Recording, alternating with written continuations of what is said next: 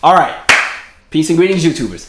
So welcome to another edition of In the News. Now, before I jump into my stories, let me tell y'all about Jiffy Lube in their trifling ways. So last Saturday, I went to get my oil changed because it was that time, right? Go and get the oil changed. And one of the things I always do when I go to one of these places like a Jiffy Lube or Pep Boys or Firestone for the oil change, I already give them the speech. Listen, I just want the oil change. That's it. You don't have to offer me any additional specials. We don't need to talk about the timing belt. We don't need to talk about the cabin filter. None of that stuff. Like, listen, I just want the oil change. Especially if I had already gone to the real car shop and done some real work on the car a few weeks or a few months earlier and everything is good with the car. I just need the oil. I forgot to give the speech this time, y'all. And so I was at Jiffy Lube, and this is one of the Jiffy Lubes where they actually let you sit in the car while they do the work. And so I'm sitting in the car doing, they're doing the oil change. Then the guy comes to my window with some little rod and some oil stuff on it. Hey, bro. Yeah, you definitely got to change out this transmission fluid. Yeah, man, it's looking really bad. I wouldn't recommend getting on the road without it. And so I was like, okay, hold on, give me a minute. Let me think. And so one thing I always do, anytime I go to the shop for anything related to my car, even if it's just oil change, I keep all the receipts in that little pocket on the right side on the passenger side door. It's also some really great insurance, by the way, because I remember one time I got pulled over by the police, and he was like, oh, you have a tail light that's out. And I was like, I literally just came from the shop like 2 days ago, and everything was fine. And I literally showed him the receipt. He was like, oh, okay, must be a new one. I'll let you go with a warning. I'm like, yeah, y'all fix these roads. Every time I hit one of these potholes, one of these lights go out. But anyway, so I'm looking at this receipt because I had just gone to Jiffy Lube back in March, which ain't that long ago. Like the end of March I had gone. And so I'm looking, okay, oil change. Okay, and I changed the wiper blades that day. Okay. Oh, looky here. I already changed the transmission fluid, and I paid $179 to do it. So I called the man back over to the window. I'm like, sir, it already says that y'all did this specific work that you're trying to do now a few months ago. And the one thing I do know with transmission fluid, you don't change that out every 3,000 miles. That's kind of like a 60,000 mile ordeal depending on what kind of car you have. Like, I'll say this.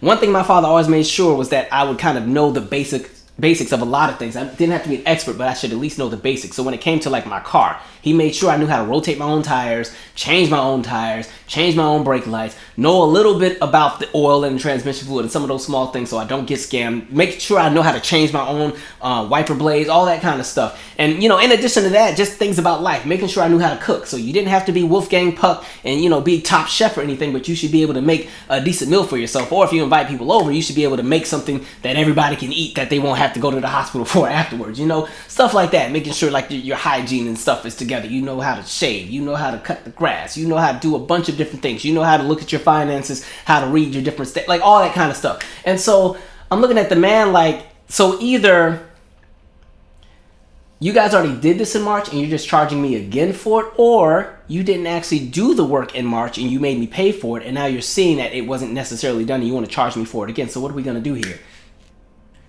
Just make sure y'all stay on your P's and Q's with these folks. I was so irritated. And you already know, like, that was around the time I just paid all the bills off. You just paid your rent, just paid your insurance, just paid the health care, just paid the cable, just paid the electric. You done paid all them bills. And so you finally got that little bit of fun money left. And here they come trying to take the rest of it. I was like, we're not doing this. I was so irritated. Every time, Jiffy Lube. Y'all gonna have to be a little bit more together if you're gonna do the scameration type stuff. Anyway. Hopefully you guys are having a great June. Make sure you guys stay safe during this holiday weekend because we know it's Juneteenth and Father's Day, and I know there's lots of festivals and events going on. Please just stay safe. We know there's a lot of loony people out here who wish to cause harm to others who are enjoying themselves and living their best lives. So please just make sure you're kind of aware and alert because I don't want to hear about any more tragedies, please. And also, happy Juneteenth. And happy Father's Day. And for those who are fathers, shout out to y'all, especially even those who may not necessarily have been fathers but had to raise other people's children. Maybe you were the uncle who stepped in, or the grandfather, or the family friend, or the coach, or the mentor, or whatever. Shout out to you as well, because it definitely takes a village. Anyway, I want to jump into a few stories. This first one has been very interesting to me, and y'all can say whatever you want, but I'm on the elephant side. I don't even know what happened, but I'm on their side. Okay, this is kind of like that clip of Solange and Jay-Z in the elevator. As soon as I saw the clip, I was on Solange's side. I didn't even have to know what happened, but I knew it was something Jay-Z did wrong. And so, when I saw the story, pretty much, there's this woman who sadly got trampled by an elephant and killed, right? It's like a 60-year-old woman. I'm like, dang, what did the woman do? Okay, all right. So the elephant literally killed this poor woman. Right? And so the people in the village are trying to go and do the respective burial ceremony because, they did it right away. Like, she got trampled and they were already doing the funeral. And so literally at the funeral. The elephant is camped out on the side, waiting, ready to pop off again. So the elephant sat around for an hour, right? As soon as they start the funeral, here come the elephant coming back for round 2. Literally picked up the body, flung it with the tusk and trampled it some more. I'm like, okay. And then what made it even more chaotic was like the elephant started doing this little roaring thing, and it was like a signal for the other elephants to show up. So now the elephant has told the rest of the people in the herd to, pull up. So now the other elephants are coming, and the elephants destroyed half the village. I mean, they tearing down the houses and kicking stuff. I'm like, I was like, what? Listen, I don't know what happened. I don't even know if the woman actually did something, but listen, elephants don't forget. So the elephant has a memory of something that happened, and that elephant said it was payback. And so what I possibly think could have happened is, you already have the situation with poachers. And I think because now there's like 2-3 generations of elephants that are pretty much in this space where they know that humans will kill them, as far as the people that do the trophy hunting and the poaching, because, people want the tusks so they can use it for like piano keys and stuff like that from back in the day. I think elephants just already have their own kind of defensive mechanisms against humans at this point. So at this point, any human they see can be collateral. That's what I would at least think happened. And so, it kind of sucks and it's sad, but I was like, dang, man, y'all keep playing with these animals if you want to. Remember that story we talked about from a few years ago where there was the rhino poacher on the continent of Africa, right? He's out there trying to do his trophy hunting with the rhinos, right? Never quite got to a rhino because an elephant saw him from the corner and said, not so fast. And the elephant came and stumped him out, right? Elephant, man was done for. Then not only that, it was like the animals collaborated, and then the lion showed up, and the elephant was like, go ahead and take him, y'all can have it. And then the lions took the body and ate it. I was like, okay, listen, these animals be plotting. Like, they got their own little network, and they are sick of humans, especially white folks that keep going and doing the trophy hunting and stuff. Y'all messing it up for everybody else. And then the people that enable them to go and do that. That's why, like, even with the idea of, like, trophy hunting, I always thought it was something super lame, because people look at it as like a show of strength and courage. And I'm like, yeah, you shot a giant animal with a weapon. Ooh, you super tough now. Like, who shoots a giraffe voluntarily? What kind of childhood did some of y'all have? Because my whole thing is this. If you want to do the whole trophy hunting thing because you want to display how strong you are, then I say go out there with your bare hands and square off with the animals. You know what I mean? Don't show up there with all the fancy weapons and gadgets and traps and concoctions. No, go out there with your bare hands and square up with the rhino and square up with the giraffe. Pull the lion by the tail and try to punch it in the throat since you got it like that because you're so strong. Yeah, same energy with the football players that are abusive to their wives and their girlfriends. Like, my thing is, if you're going to knock your girlfriend upside the head, then I think you should play football without a helmet. You should go out there with no pads, just sweatpants and a t-shirt, and then you go against Marshawn Lynch in his pads and see how far you get. Like, that's just how I see it, such strength. Anyway, yeah, y'all stop playing with these animals. They have had enough. All right, these animals ain't playing with folks no more. Them elephants said, not so fast. It's like the fact that not only did they kill the lady, but they went and destroyed the whole village. Like, they said, we just gonna tear the whole system down so y'all don't even have a shot. Woo! Anyway, I do got one more animal story. I don't know if you've seen this clip as well. This one had me stressed. And so it's a biker who's on the trail. And, they're just biking and going for it. Get their morning exercise and, really just getting it all in there. And then they happen to look back. There's a whole bear chasing them that they didn't realize was behind them. And so now they have to start pedaling for their life. I mean, they were going for it. And I was paranoid watching it because I just knew they were going to hit a rock or something, or the bike was going to fall over and it was going to be over. And I was stressed watching it because it's like, if a bear is chasing you and you're on a bike, like you can't get tired, because if you get tired and give up, that's it. Like this is it. Like your whole life has flashed before your eyes. And so there's a scene in there that really had me stressed because it was kind of like, it made me think back to like when you were a kid. Have you ever had a moment where like, I don't know, you had a bike and like a dog or something started chasing you, or like maybe, I don't know, some kid was trying to beat you up and you start running. And so you already knew, like, if you had a bike, you could never just climb on the bike and then start trying to pedal because you wouldn't gain enough momentum fast enough and they would just snatch you up, it would be over. And so it was like, you'd have to have the bike, run with the bike, hop on the bike, and then, go and you used to be done. Like, I was like, it was a good thing that they were already pedaling when they discovered the bear, because I don't think they would have made it had they saw the bear and then tried to get on the bike and go. But there's a part in there where, this part right here, look at that. Big old log in the middle of the trail. I died because I thought it was over for them. I was like, dang, I was screaming at the phone. I didn't think they made it. And then I remembered, well, if the video's out, somebody made it, or maybe somebody recovered the phone. But, so they get off the bike and go to the side in the woods or something and try to hide by the tree. And I was like, where do you go? Because bears can climb the tree too. I was like, dang. Fortunately for them, the bear kind of just looked back the other way and then went on and walked off. I was like, oh, they got lucky, because that had me stressed, because I was just like, man, if you get tired running from a big animal like that, like what do? It's kind of like that other clip I saw with the elephant that was chasing the people in a safari car at one time. Or maybe it was a giraffe. It was either an elephant or giraffe. Or maybe I'm thinking of two different videos. It might have been both, because I told y'all these animals ain't having it with humans no more.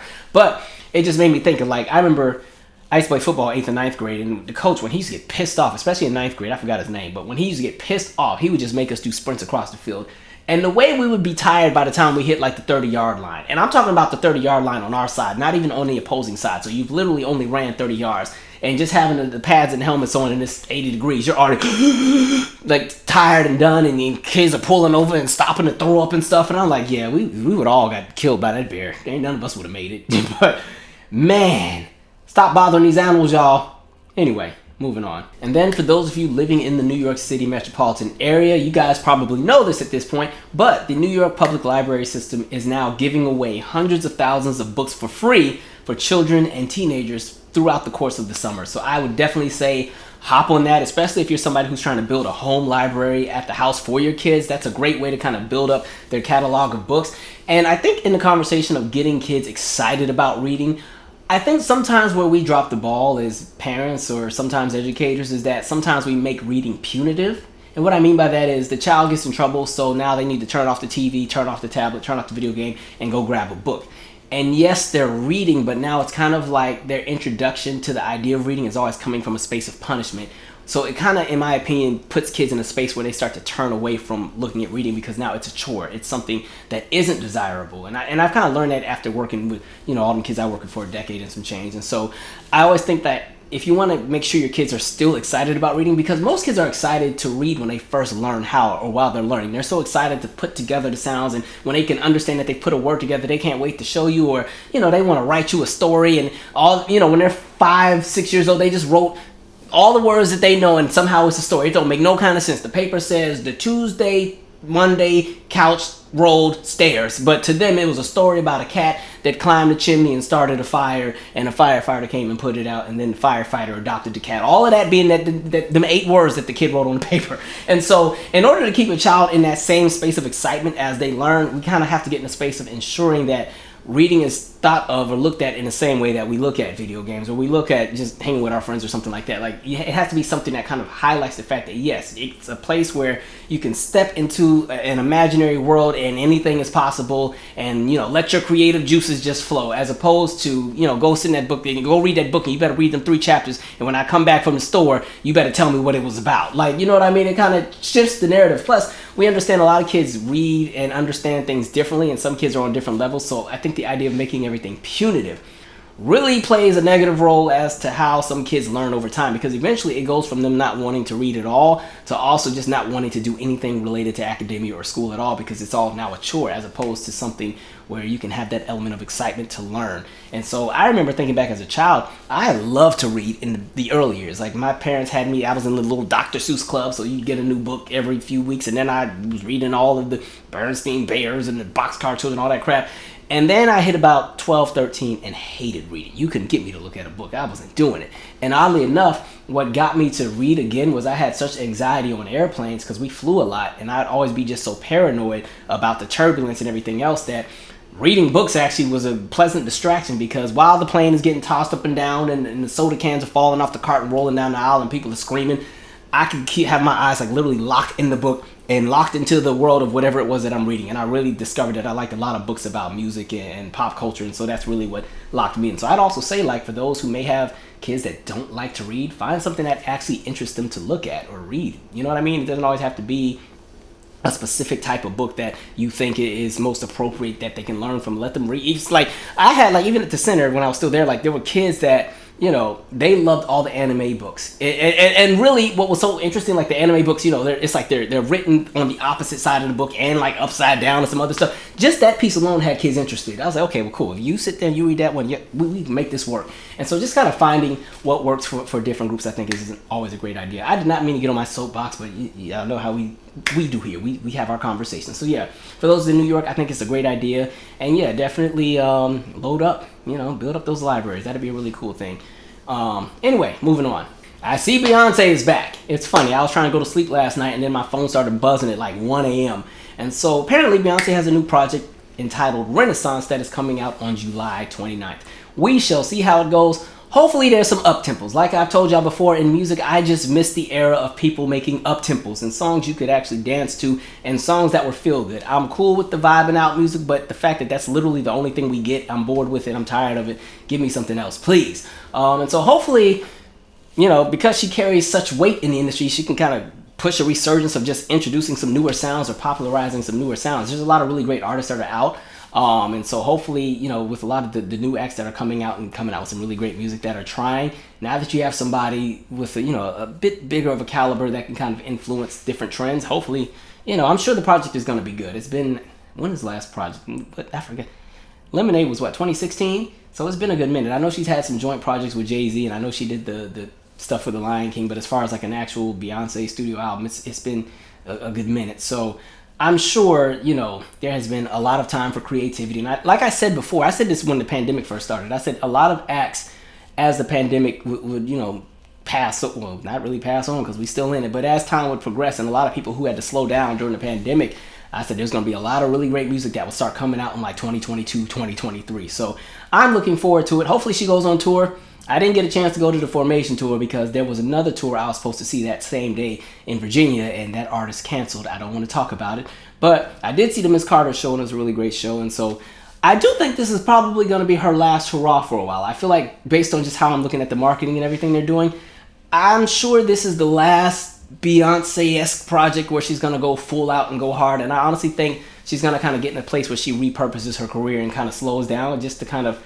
raise the kids. I think she'll still do music, but the idea of, you know, the albums and promotion and Good Morning America on this day and to the Today Show on that day, and then you got to go on The View, and then you got to do all that, and you got to go on tour and tour 5 and 6 different continents and do 8 or 9 different legs and 20 music videos. I think this is that last hurrah, and then after that, you know, she'll still make music, but she's gonna kind of repurpose, kind of like what Janet's doing now. I was reading the article Janet had where she was saying, yeah, you know, I'm gonna come out with an album at some point, but right now I'm raising a child. Plus, you know, I gave y'all like 30 years of music and everything, so, and you know, I've toured and toured and toured, so yeah, I'm slowing down. So yeah, I'll do a spot date here. I'll do Essence Festival, and I think there's a music festival she and Charlie Wilson are doing in Cincinnati soon. But you know, a lot of artists that are of a certain age that have been here for such a long time and contributed so much, they're kind of, you know, going to their next phases of life where they want to, you know, see what else is out there. So good for them.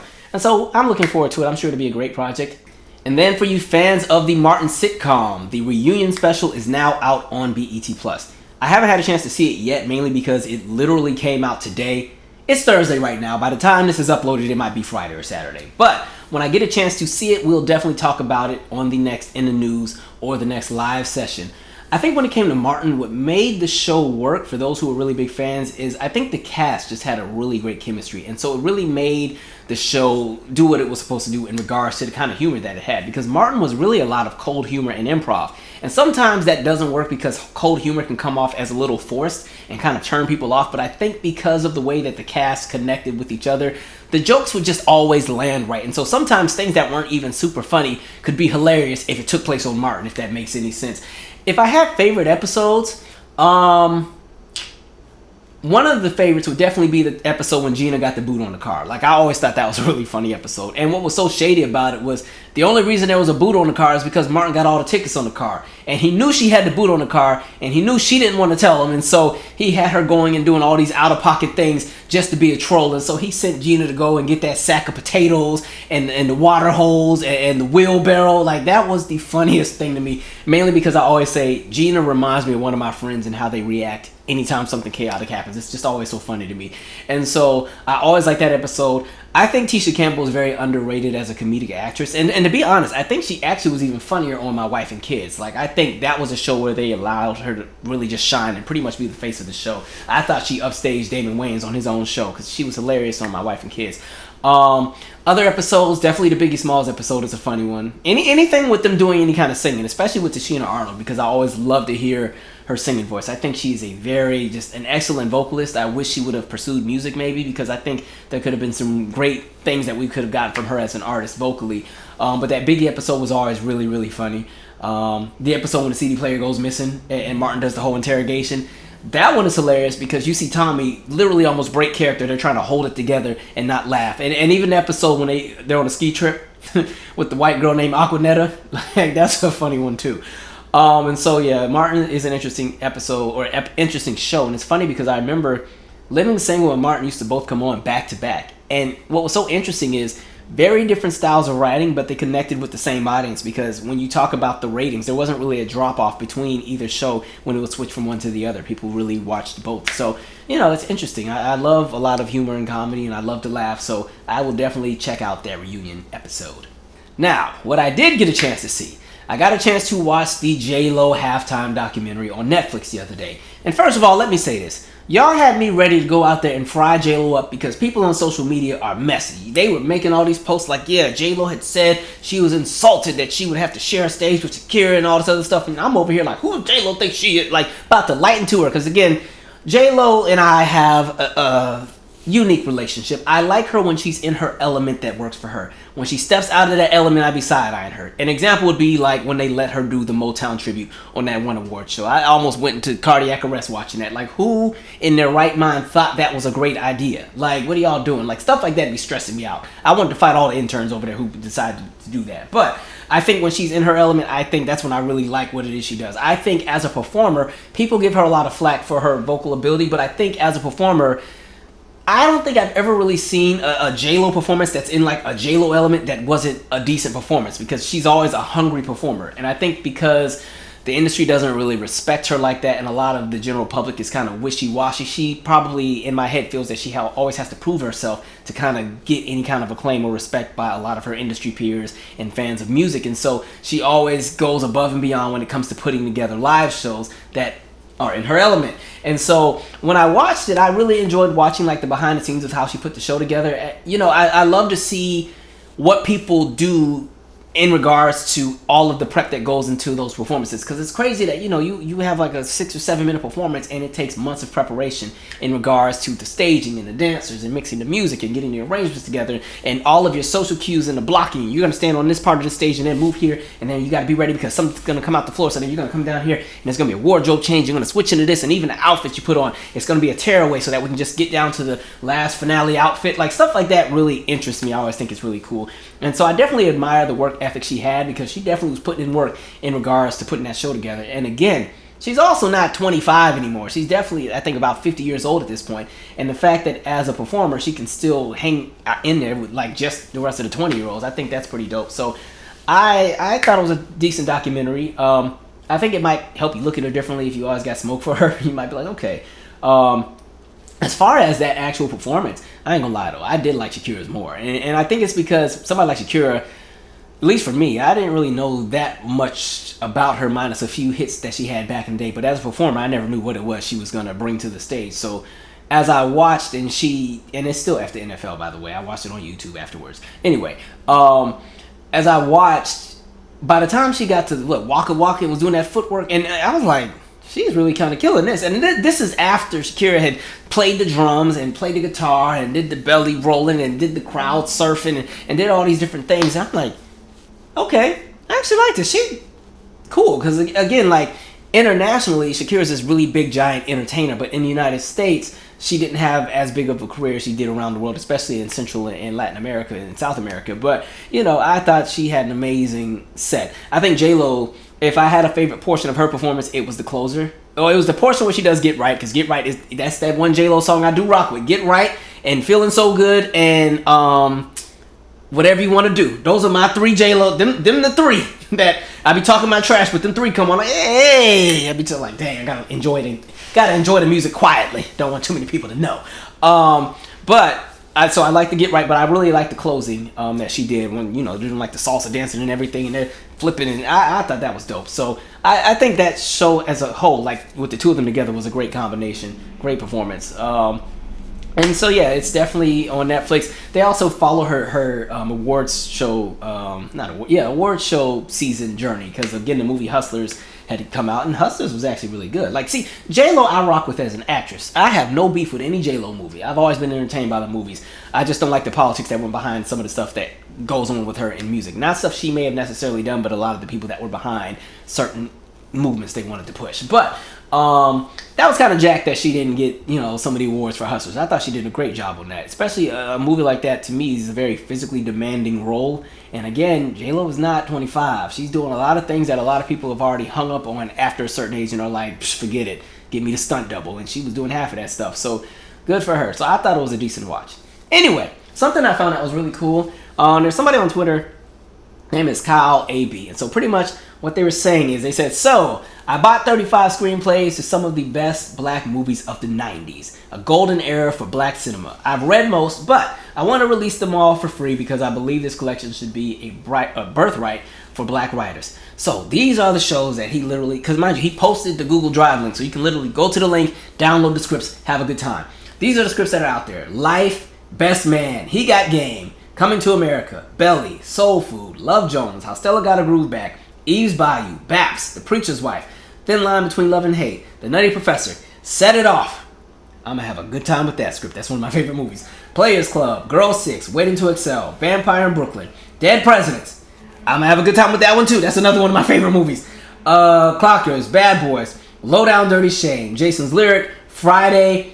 Friday's one of those movies you just already know all the lines to anyway because you've seen it a million times. And every time it's on TV, you sit and watch it all the way through every single time. Crooklyn. I'm gonna have a good time with that one too. That's one of my favorites as well. Blank Man, What's Love Got to Do with It? Poetic Justice, Menace to Society, Sister Act, Boomerang, The 5 Heartbeats. I'm gonna have a ball with that one as well. New Jack City, Boys in the Hood, and House Party. Like, listen, I'm about to get a few friends together. We're gonna have some drinks and reenact them. We are going to have a ball. I feel bad for whoever lives next door to me because we're going to be loud. I just want y'all to know ahead of time. But that's fine because they, listen, the neighbor that lives on this side, I don't know what they be doing, but listen, they don't ever go to sleep. The other night, real talk, it was 4 a.m., right? And so I'm literally, I got about 3 hours before I need to wake up for work, right? Out of nowhere, all I hear is, dum, dum, dum, dum, dum, dum, whoa, whoa. I'm like, are you serious? Like, they had this loud music just blasting. They were literally having a whole turn up on like a Thursday at like 4 in the morning. Like, the guy that lives next door, he don't ever go to sleep. And mind you, he's like 60, but his house just be jumping. It'd be 30 people over there all night, every day. And ain't nobody got to go to work in the morning because they're all retired. So they just make all the noise they want to make. And his living room is against my bedroom. So it was Maze and Frankie Beverly all night that morning. I was like, man. But I'll say this, I wasn't mad when he played We Are One because that's my favorite song, so I was like, okay, at least that's a slow jam. Maybe the bass won't shake my room as much, but man, anyway, I'm being silly. Moving on. So the energy on this video is about to shift because we need to address some foolery. And so there's a young rapper by the name of BKBPole. He's 16 years old. By the way, forgive me if I said the name wrong. Sometimes I get these names wrong phonetically. But this story is coming out of Sanford, Florida. And if there's anything we know about Sanford, Florida, there's at least two things. For the history buffs, one, Sanford, Florida is where Jackie Robinson trained for the one season that he was in the minor leagues before he went to the majors. And during that time period, while he was training in Sanford, Florida, he went through hell on earth because the people of Sanford were so racist. They did everything in their power to get this man out of their town. I mean, death threats, everything under the sun. It was terrible, right? So that's thing one. Thing two is the story of Trayvon Martin, which is something that still gets under my skin because there are still people who will come on this channel and still try to fight me and try to justify everything that happened and try to say, oh, well, you got to understand the loopholes in the law. I don't care. At the end of the day, Trayvon Martin should still be here. George Zimmerman should also be under the jail. And that's where I stand on it. And they're like, well, the loopholes with the laws. First of all the laws aren't fair anyway, and sometimes everything that's fair isn't just in this country. So I don't want to hear about the loopholes that exist, especially in modern times when we've seen the people in charge play in our faces almost every single day in regards to policy. So there's a viral video that has gone out. I'm going to play some of the video just as a heads up. It's a little triggering. Don't worry, there's no blood or anything, but it can make some people uncomfortable just as a heads up, so you might need to fast forward. Anyway, let's jump to the clip. Right here, buddy. Right here. Tell me what you were doing. Burning out racing through my neighborhood. Burning out racing through my told you not to. Get out my face. I'm not in your face. Get out of my neighborhood. Who got a gun? Who got the gun? The guy who's got a permit to carry it. You got a gun? You're the one that would get a gun. All right. Get out of this neighborhood. All right. Get out of this neighborhood. You don't belong here, brother. But y'all want to smash the window? Smash the window? Yeah, he did. So the first thing I want to say is, one, I'm relieved that the kid is even alive. Some may say that I'm being dramatic and that's doing a little too much, but in reality, we've seen the pattern of what has been happening to black people in this country. Whether they are adults, teenagers, children, men or women, it doesn't matter. When anti-blackness kicks in, anti-blackness kicks in. We literally just saw what happened in Buffalo. And even the fact that the media no longer even talks about Buffalo doesn't sit well in my spirit. But, we've seen what's been happening. So some people may say you guys are being dramatic all the time, but no, we constantly see people who look like us constantly get killed unjustifiably for stupid things because other people have such an ego or they fear for their life, or really it's the rage and the inferiority complexes that kick in and they just feel that they're justified in doing what they do. And a lot of times they know that there's a system that will back and protect them and allow them to get away with what they've done. That's why George Zimmerman is still free. Anyway, so as I was watching the clip, the main thing that was interesting to me, because you kept hearing the clips like, you don't belong here, you don't belong in this neighborhood, leave this neighborhood. And I just want people to understand that this country is still very segregated. As a matter of fact, there's a date I want y'all to remember because we're going to come back to it, all right? June 26, 1959, all right? Remember that for later. And so understand that this country is still very segregated, not just in our ideologies, not just in our political beliefs, not just in our economics, but again, when it comes to our housing, this country is very segregated. And when it comes to our schools, this country is very segregated. Two of the most segregated regions in this country when it comes to school, New York City and the state of Illinois, which is very interesting because these are also very liberal, portions of the state in the city. Like New York City is a very liberal city. In Illinois, you get to the Chicago region, it's a very, very liberal, very whatever. But understand that even in liberal regions, you still see the nonsense taking place. And so understand that this country is very segregated. And so when I kept hearing the lady in the background say, you don't belong here, get out of our neighborhood, and then you kept seeing half the neighborhood out there, and again, everybody's just moving around like this is normal, like it's normal to, literally stop somebody in the road, bust out their car window, and then assume that you're justified in doing it, and then threaten a 16-year-old with a gun. It's just normal for them. And so you're seeing this energy come out, and that idea of this kid not being deserving of being in that specific space, which leads me to my point with, again, understand that the ideologies that exist in regards to how people see black folks, especially when it comes to black folks in their spaces that they believe that they own, understand that redlining not only segregated this country, but it created an ideology that people still live by today, right? There was a really interesting quote. Let me see if I can find it real quick. Because again, like I said, for those, we were just doing a book club and we were literally just talking about this on Monday, but there's a quote in the book that specifically said, the advantage that the FHA gave white families in the 1940s and the 1950s has become permanent. When I'm talking about the FHA, we're talking about redlining. Now, I've talked about redlining a lot on this channel, but I'm actually going to go a little bit deeper today, but I'm going to go with a different approach. So understand, long story short, redlining is what mapped out our country, 1940s, 1950s, even before then, really the 1910s onwards. But in the 1940s and the 1950s, we saw the emergence of like FHA loans. We saw the emergence of the GI Bill that gave people, credits and stuff in regards to housing, really affordable housing. Of course, black people were left out of all of that. The FHA would not insure mortgages to black families, and so that created an opportunity where white families were able to accumulate a lot of wealth through property and equity. And so getting to my main point, right? So we have redlining, right? And with redlining, it just pretty much meant that you divided up specific cities and towns, right? You mapped out the cities and towns. And there was a color system, right? Green was what you wanted to live in. Green was specifically for white Americans. Green was, that's where all the best property is. The property by the water, the property by all the good schools and the stores and the resources and the shopping. Everything is great. Then you had blue, right?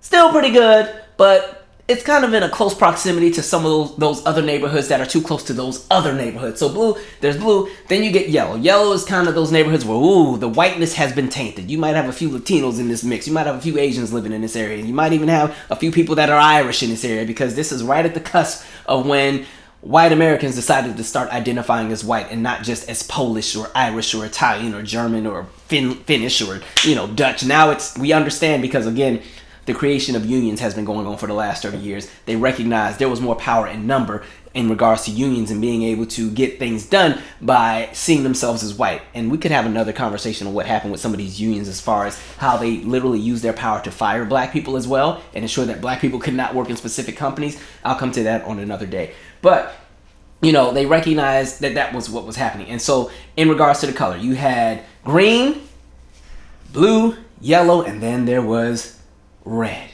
The minute one person who was black lived in a neighborhood, that neighborhood was automatically a red neighborhood. And so going with the issues that took place, black people were not allowed to live in any neighborhood other than the ones that were deemed red. There were lots of covenants and ordinances that were created all over the United States. The very first one was in Baltimore.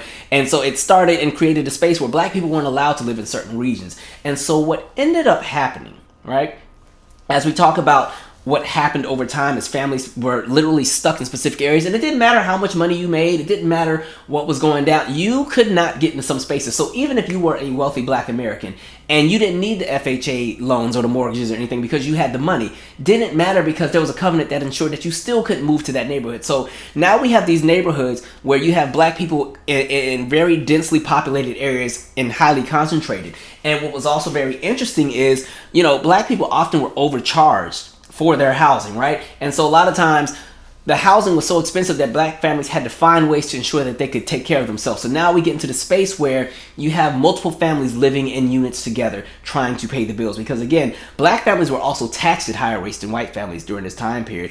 And while we're at it, let me go ahead and highlight some of the nonsense that black folks had to deal with in regards to housing. And I know we're jumping everywhere, but stay with me because it's all going to come together full circle in this conversation about the ideology that folks have in regards to where they think black people deserve to be in regards to their neighborhoods.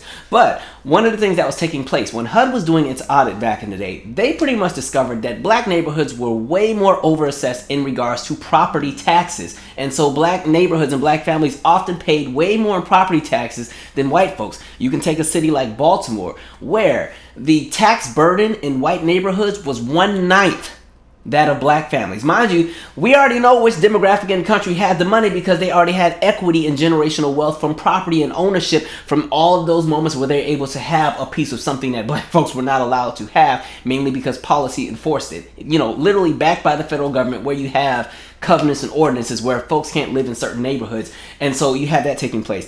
Black folks often had to pay way more than what the property was worth in order to stay there, whether it be rent or a mortgage. And remember, a lot of the times there weren't mortgages, there were what you called contract sales, which I'm gonna come back to in a second. And in addition to that, nationwide, black folks were charged 20% more for their housing situations at that point in time. When we talk about what was happening in 1954, because like I said, black folks were being so overcharged, and again, they weren't making the same kind of money that white Americans were making. This created a space where black families often had to shack up or overcrowd into properties, to the point where overcrowding in black neighborhoods was 4 times that of white neighborhoods. And when we talked about the idea of doubling up, where you at least had 2 families living in one property, it was twice that for black families than white families. And so it created a space where black folks were often being overpriced, and they had no other options because, again, redlining limited where folks could live. And so because there were only so many places to choose from, folks had to pay these just outrageous prices to stay in one step from bottom tier kind of properties. Even when we talk about Manhattan, you know, black folks paid twice as much in regards to rent in Manhattan than white folks did. And all of this played into the conversation in the idea of property values. It was to the point where you had a landlord that had a storefront property that was 540 square feet, and he divided that property into 6 units for families to live in. You literally had 6 families sharing 540 square feet. Absolutely crazy. But it gets even wilder because then within this country there's a thing called blockbusting. And so a lot of white real estate agents recognized and knew that a lot of black families were desperate in regards to finding places to live because there was just such a limitation in regards to housing, especially when it came to housing that was close enough to where people worked. And so what they would do is they already knew that black folks were willing to pay way more for housing than white folks. So what did they do? They would convince white folks that black folks were moving into their neighborhood because covenants and ordinances had been lifted and the property values of those neighborhoods were gonna go down because the blacks were moving in. And so they would convince white folks to sell their property for way less than the value of the property, and so they could get out the neighborhood faster because, again, you know, white folks had to just, they were like, oh my God, these people are moving in. Like, I just heard they moved in on the other block, and somebody said they moved in down there. We got to get out of here because, again, at this point, when you talk about the ideologies and the viewpoints of blacks moving into the neighborhood means the property values are going down. When in reality, it was interesting because at that point in time, the properties of integrated neighborhoods actually appreciated way more than segregated. But let me stay on my main point. And so what they would also do to really make this even more crazy, because once the white folks sold off their property in Skip Town, then they would sell the property to black folks at a way higher rate than what the market price was. And black folks would pay for it because, again, there's nowhere else to go. But it's even crazier because, one, what they would do, they'd even hire black folks to play into this. They would hire black women to push strollers into white neighborhoods just so the white people could see that, oh my God, Greg, look outside right now. Like, look outside your window. She's practically pushing a baby. Like, they're multiplying. And so, like, you know, it's freaking people out. So you had black women pushing babies in strollers, and it was freaking the white folks out because it's like, oh my God, not only are they moving in, but they're making more of them. And then, in addition to that, they paid black men to drive their cars in the neighborhood, blasting the music, which is kind of funny because this kind of comes back full circle with the story is in regards to that specific neighborhood in Sanford. They didn't like the way he was driving. That's apparently what triggered the whole thing. But they would pay black men to drive through the neighborhood, play their loud music. And so that had folks freaking out. Like, oh my God, guys, he's like, he's playing that jazz. It's so loud. Oh my God, he's playing the Billie Holiday. Like, oh my God, you know she hates America. God, we got to get out of here. So they had that going. They even paid black people to call white households and ask for people with black names. Hey, Darnell there, and out Darnell.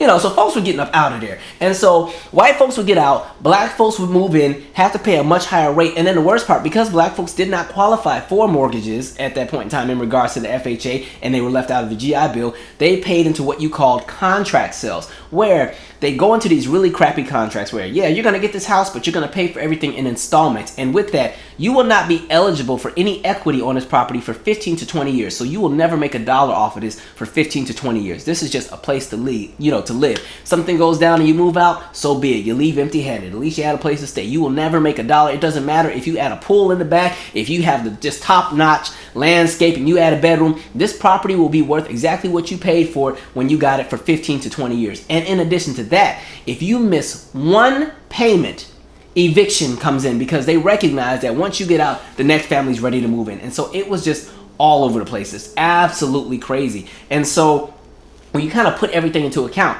what black families were dealing with at that point in time, a lot of black families had to work multiple jobs in order to kind of pay this excessively high rent, you know, or these contract sales that they were living under. And so it created a space where, yeah, you had this high rent, multiple families living in the same spaces together, crammed in there. And so a lot of times folks somewhat would neglect their property because there was no time to do the landscaping. There was no time to go and clean the gutters. There was no time to repaint because they were constantly working 12, 13, 14, sometimes 15-hour shifts back and forth, to the point where you had a lot of kids that did not even get to finish school because they needed to take care and go get jobs and help the family. Because again, society had created a space where it was almost impossible for black folks to thrive, even if they had money, because of the limitations. So now, again, it plays into that image, because what happens to these black neighborhoods that also have no investment, that also don't have all the nice grocery stores, that don't have the best of the best schools, because that whole idea of separate but equal was not really a thing, because the black schools in the black neighborhoods were not receiving the same funding, and we know where all that goes. And so that imaging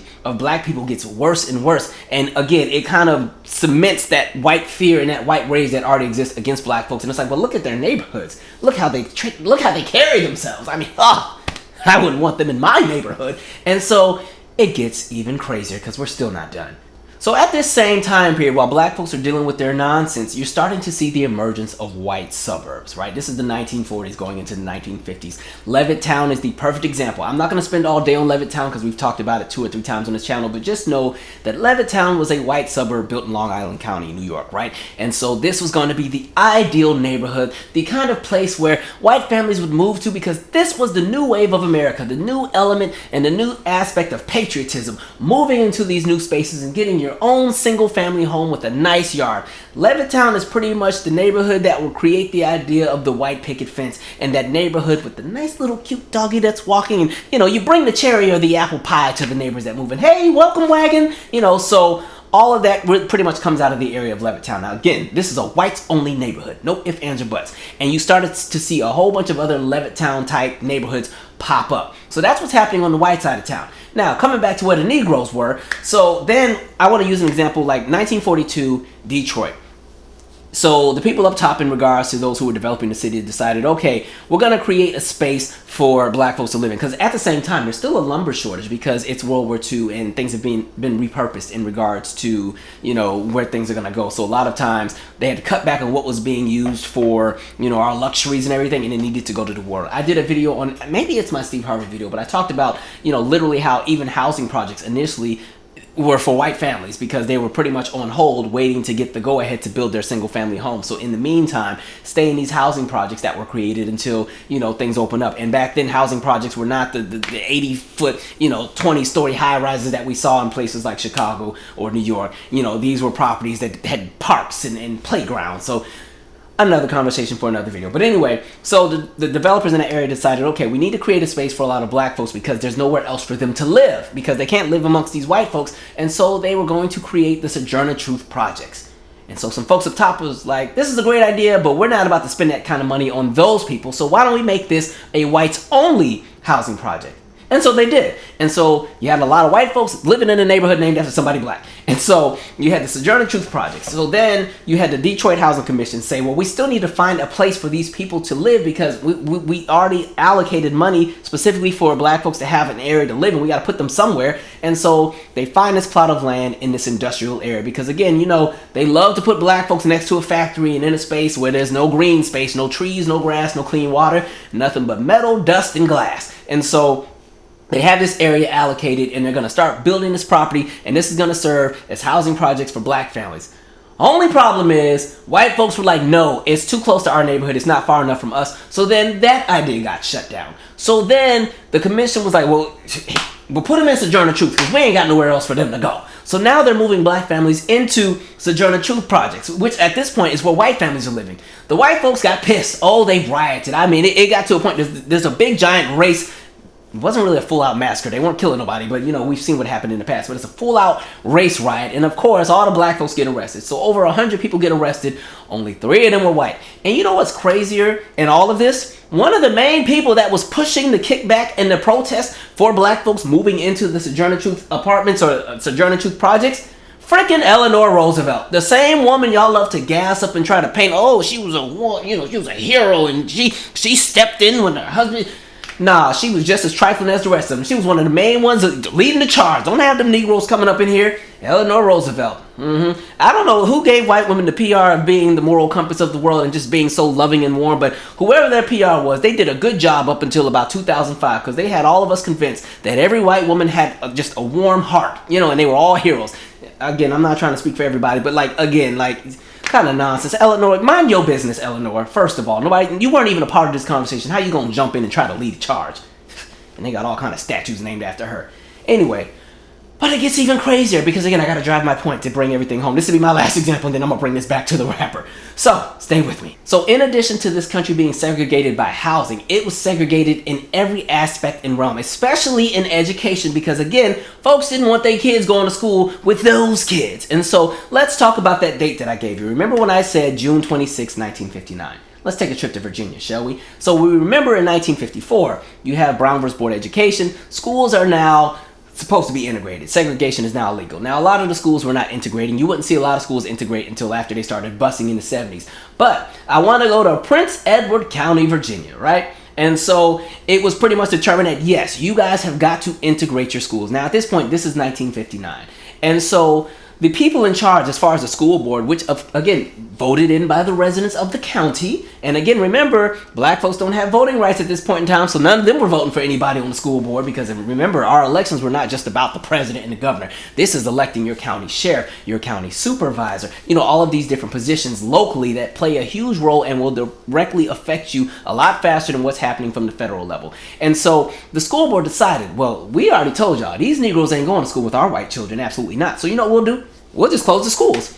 And so they literally closed the entire school district for 5 years. From 1959 to 1964, Prince Edward County public schools were closed. That way they didn't have to worry about having to integrate with black folks. But it gets even more intense because not only that, and I found this so interesting. So then they use state tuition grants and county tax credits to fund private schools that would pretty much serve the white kids so they could still go to school. So now, not only did we close the public schools, we're going to use the public school money to fund, you know, these private institutions that will only be for white students, and they'll be the only ones allowed to go to it. And this went down for 5 years, and sadly for black folks, a lot of black kids either had nowhere to go to school, or they had to travel out of state to go to school, or they did makeshift schools where, you know, somebody opened up a classroom in a church basement, and they tried to do the best that they could. And so in 1964, finally, the courts came in and was like, y'all can't do that. And on top of that, y'all using public money to do private. No, that you can't do that. No. And so it just gets crazier and crazier. And so that's kind of leading into the conversation that we've had. This country has been so segregated, and not just by feelings, but by policy. And the policy pretty much enforces and almost endorses those feelings. So it goes back and forth full circle. And so even when you're talking about transit, you can even talk about Baltimore again, where in 1975, there was plans to have a transit system going from Anne Arundel County, Maryland to Baltimore. What happened? The residents said, we don't want them Baltimore kids coming up on this side of town and them folks coming over here and robbing our stores and raping our women and stealing everything and burning everything down and burning down, bringing down the property values, because them property values, they're just so valuable. And so they voted against the transit system, which is so funny because half the people in that county need to get to Baltimore to go to work. So they were said, we'll just cut off our own nose and just find our own ways to work rather than using, a brand new subway system to get there, because we don't want those other people having access to leave Baltimore and come into our county. As if people that live in the city want to spend their time in the suburbs. Ain't nothing in the suburbs but franchises. All of the cultural establishments that people like to go to, as far as the clubs and all the different things that people like, the museum, all of that is in the city. You go to the suburbs to go to sleep and to eat and raise your family, but everything is in the city. That's why everybody's moving back to the cities now. And that's why everybody's renting so freaking high. And so it's even crazier because then when we get to 2015, same city, we're talking about Baltimore.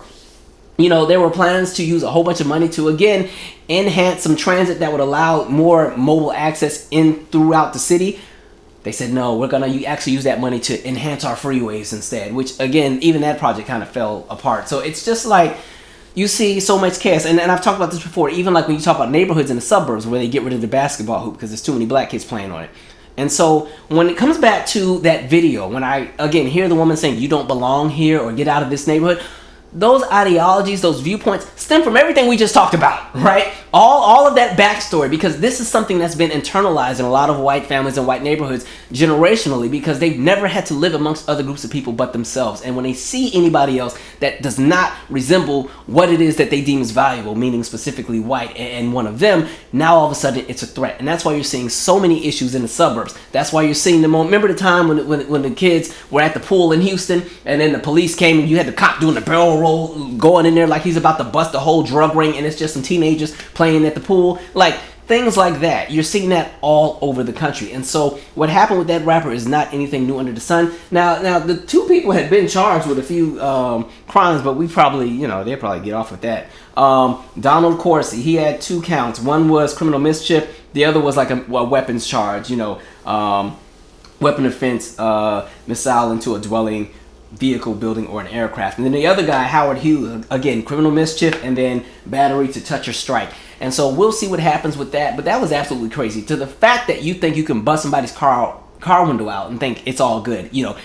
I'm warranted in what I did. And then threaten a kid with a gun, 16-year-old. And again, I think it's also a conversation of new money versus old money. Now, mind you, that's not a wealthy neighborhood. It's a regular, average, everyday, middle-class neighborhood. But I said this before in one of the other videos. When we're talking people with real money, understand old money always hates new money. And when we bring it down to a lower tax bracket, again, people who feel that they have a little bit of wealth can't stand to see somebody else that they feel is undeserving of having a piece of anything. And so to see a black kid driving a nice car in their neighborhood has them triggered, has them feeling some kind of way, because he must be up to no good. He must have not done whatever he did to earn whatever it is he's driving. It must be his mom's car anyway. Absolutely not. He's not supposed to be here. And so that's where we're at. And again, their justification is, he was just driving too fast in the neighborhood.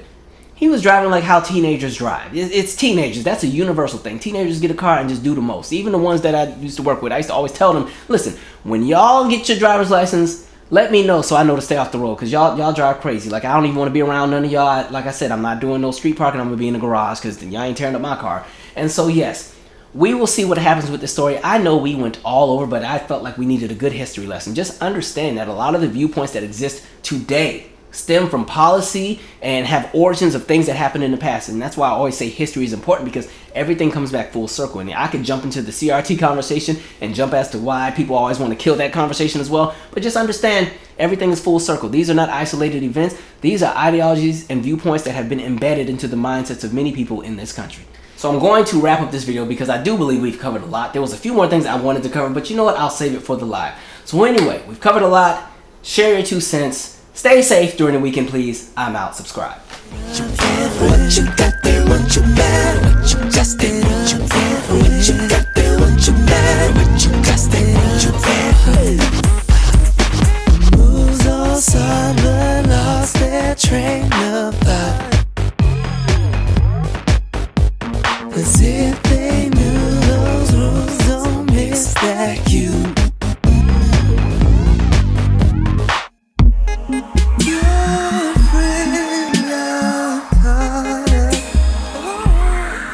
up in the friend zone. Caught up in the friend zone. Yeah. That friend who loves you undercover. That friend, but you're just way too blind to see. Giving your loving to me now.